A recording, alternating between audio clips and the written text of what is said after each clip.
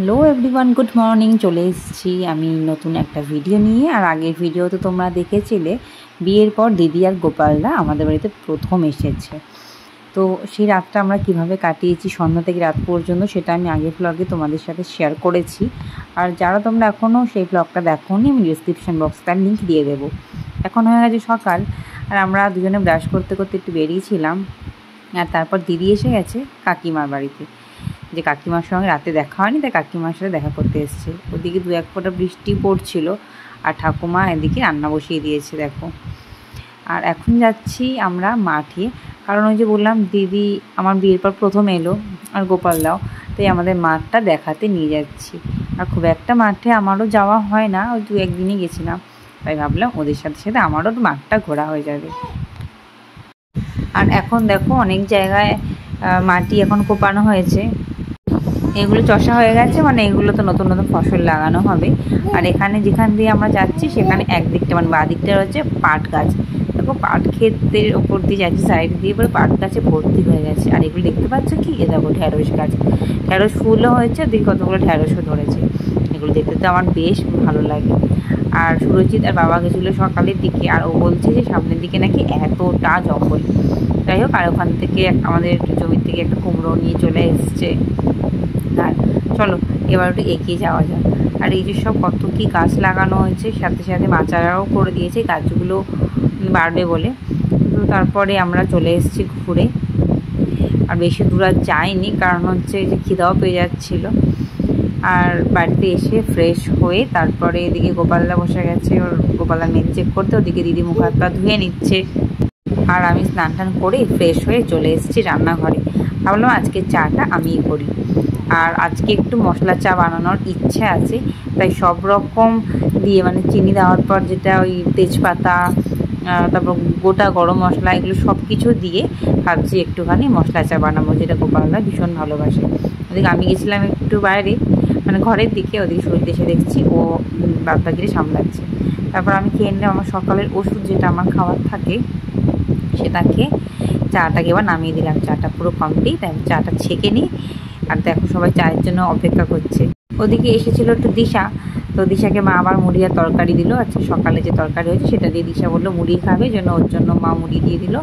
আর চা বিস্কুট, দুরকম বিস্কুট নিয়ে চা নিয়ে চলে এসেছি। তো চা খেয়ে ওদের দুজনের বেশ ভালোই লেগেছে। ওদিকে দিশা খাচ্ছে তরকারি আর মুড়ি, আর আমরা সবাই এখন বসে চা খাবো, আর তার সাথে হবে একটু গল্প। কালকে এসেছি, কালকে তো গল্প হয়েছে, আর সকাল সকাল একটুখানি চা খাওয়ার সময় একটু গল্প, যেটা আমাদের সব সময় হয়েই থাকে, যতক্ষণ থাকবো ততক্ষণই গল্প। তারপর দিশা খানিক্ষণ থাকার পর ও চলে যাচ্ছে বাড়ি। আর এখন হবে আমাদের সকালের জলখাবার, মানে চা তো হয়ে গেছে। ওদিকে বাবা বললো যে তোমাকে আজকে কিছু করতে হবে না, সাধারণত আমি কিছু করি না। তো বাবা বললো যে তরকারি হয়ে গেছে, আর বাবা পরোটাটা করে নেবে। তো মা বেলছিল, বাবা রেডি করছিল। বাবা তো ভীষণ সুন্দর রান্না করে, মানে ভীষণ ভালো রান্না করে। বাবার হাতের রান্নার ফ্যান হয়ে গেছে, মানে কিছু কিছু তরকারি আমার এত ভালো লাগে বাবার হাতের, যে কী বলবো। তাই সকালে জলখাবারে আমাদের রয়েছে পরোটা, আলুর দম, আর রয়েছে আম। সকালে জলখাবার সেরে চলে এসেছি ঘরে, আর ওই যে আবারও কিছু গল্প।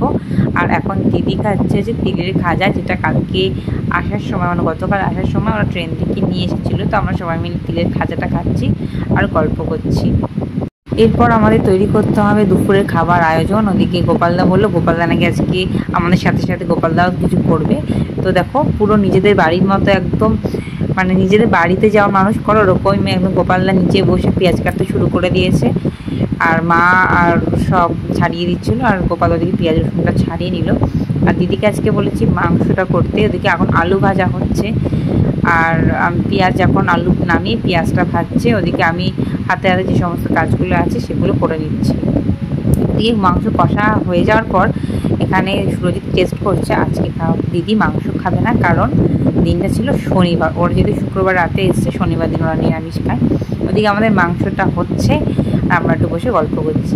মাংস নামানোর পর এখন করছি একটু আলু ভাজা, মানে আমাদের গ্যাসটা মোছা হয়ে গেছে দিদির জন্য, যেহেতু ও নিরামিষ খাবে। তো আমি সেটা করার পর আমি করছি হচ্ছে ভাজা দুরকম। আর তারপরে ওগুলো হয়ে যাওয়ার পর গোপালদা বলেছিল একটুখানি চিকেন 65 খাবে আমার হাতে, যেটা গোপালদা ভীষণ ভালো খায়। তাই ভাবলাম ওটা করার আগে দিদি বড়ির ঝালটা ও নিজেই একটু করে নিই, যেহেতু শনিবার তো আমরা এত কিছু খাচ্ছি, ওর জন্য তো কিছু রাখতে হবে। তারপর দিদির যে নিরামিষ আইটেমগুলো সেগুলো হয়ে গেল, আর এখন ওই চিকেন 65টা করছি। তো আমাদের মোটামুটি দুপুরবেলার যে খাওয়ার আয়োজন সেটা কমপ্লিট হয়ে গেছে, আর আমি সাজিয়ে সার্ভও করে দিয়েছি। ওদিকে বাদবাকিগুলো যেগুলো বাকি ছিল সেগুলো মা আর বাবা মিলে দিয়ে দিচ্ছে। তো আমাদের আজকে দুপুরের দুরকম মেনু, একটা হচ্ছে দিদির জন্য আর একটা হচ্ছে আমাদের জন্য। আমাদের সবার হচ্ছে ভাত, দেখো দুরকম ভাজা, বেগুনগুলো লম্বা লম্বা করে কেটেছি, বড়ির ঝাল, স্যালাড, লেবু, রয়েছে ডাল, রয়েছে মাংস আর চিকেন 65, আর সাথে রয়েছে দই আর মিষ্টি। সব কিছু দিয়ে সুন্দর করে সাজিয়ে দিয়েছি। দেখো সুন্দর করে সাজিয়ে, এটা গোপালদা আর সুরজিতের জন্য। ওদিকে দিদি একটু সাইড করে বসেছে কারণ ও খাবে নিরামিষ। তো সব কিছু মোটামুটি সাজানো হয়ে গেছে, ওরা খেতে শুরু করে দিয়েছে। সুরজিৎ, গোপালদা, মা আর দিদি বসে গেছে ওপরে, আর বাবা বসে গেছে নিচে। তাই বাবাকে বললাম তুমি আর আমি নিচেই বসে পড়ি, যেহেতু এটা আমাদের 4 সিটার, তো 4 জনই ভালো হয়। ওদিকটা আমাদের যেহেতু একদিকে ঘেঁষানো আছে, তো আমি আর বাবা নিচে বসে গেছি, ওরা এখন 4 জন ওপরে বসে খাচ্ছে। আর এখন মোটামুটি খাওয়া শেষ পর্যায়ে, দিদি তো ওই সামান্য কিছু খেয়েই হাঁপিয়ে গেছে। আর যেহেতু আমি কিছুই করি না, তো আজকে একটু কিছু করার জন্য দেখো পুরো হাঁপিয়ে গেছি, একই প্রচণ্ড গরম। এখন ফ্রেশ হয়ে মানে হাত মুখ ধুয়ে একটু জল খাচ্ছি খাওয়া দাওয়ার পর। আর এখন দিদিরা যেহেতু চলে যাবে, তো ফটো সিলেকশানে কিছুটা বাকি রয়ে গেছিলো, সেগুলোই চলছে। আর এখন আরেকজন ঘুমাচ্ছে, মানে শুয়ে পড়েছে, সেও এত কিছু খেয়ে এখন ক্লান্ত। ওদিকে গোপালদাকে দেখলাম নিজের একটু ফোন নিয়ে ব্যস্ত। আর এদিকে বারান্দায় এসে দেখি আমাদের গাছের একটা পাকা পেঁপে কেটে নিয়ে সুরজিৎ তার মধ্যে চাট মশলা দিয়ে দিল, আর এগুলো এখন আমরা সবাই মিলে খাবো। প্রথমে বসে গেছে দিদি, তো গাছের পাকা পেঁপে আর তার সাথে চাট মশলা বেশ ভালোই লাগে। ওদিকে দুপুরে খাওয়ার সময় গোপালদা দই মিষ্টিটা খায়নি, দিদিও খায়নি, সেই জন্য দই মিষ্টিটা আর এই পাকা পেঁপেটা এখন মানে ওরা খেয়ে নিল, আর আমরা পেঁপেটা খাচ্ছি।